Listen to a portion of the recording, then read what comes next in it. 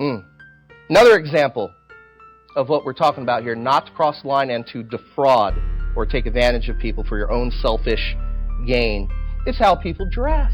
A thin line between sexy and trashy. Just this week, I was reading an article just this week in the Korea Times, and here's its title. It says, "A thin line between sexy and trashy." Okay, so I saw that and went, okay, what is that? So the article talks about in Korean culture how fashions are changing, how in particular women are starting to dress differently than in the conservative, more modest past that was relatively recent, and how they're becoming more provocative and daring more skin and showing more skin, and how there's this line between looking good, sexy, looking good, sexy, trashy, and then looking trashy. So this article goes on to explain what's going on in Korea in fashion. Let me read to you just a couple quotes from this article. What they wear is entirely up to them. Says that it's a matter of personal liberty. Well, they have opinions, but they're bad ones. They're unbiblical because it crosses the line of God. It's my freedom to dress any way I want. And I am happy showing my body off because I look good and I want everyone to know I look good. You say, like these ladies here, well, it's because it crosses the line of God. They have opinions, but they're bad ones. But by using your own selfish reasons, focused on yourself, what you're doing is taking advantage of the men, in this case, the men around you who are very visual. Young girls in here, listen and hear this loud and clear because it crosses the line. And you older ladies in here, listen to this. In 1 Timothy 2, 9 through 10, women should adore themselves in respectable apparel with modesty. So there's the line. Modesty, and self-control.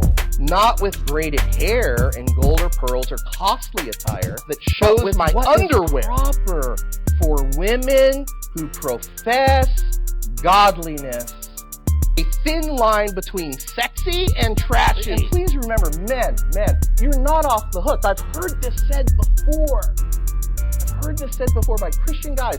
Well, if she's going to dress like that, I can't help it. But yes, you can. And so what you have to ask yourself when you're dealing with another person in all matters, but also in sexuality, is, okay, this is an eternal person. A person who has been created and now is going to live forever. And so, because of God, and so I must do the things that honor God, but also impact that person in terms of eternity. To do the things that will help that person be in everlasting life, and not the things that are going to lead to everlasting contempt and damnation. The way I conduct myself in this matter impacts church leaders, especially around us. The way I conduct myself in this matter impacts the lost around us, as well as Christians.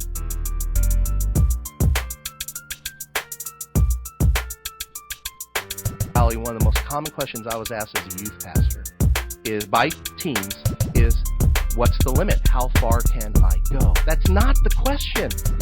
Kids, right? I'm pushing the envelope. How far can I go without stepping over, without sinning? Okay? But again, that's not really the question they ought to be asking. Well, how far can I go? And that's not really the question they ought to be asking. That they should be asking. The question they should be asking is, how can I glorify God? How can I be like Christ in this situation? How can I be more holy in this situation? Not, what can I get away with before I sin? No, how can I more glorify God and be more holy?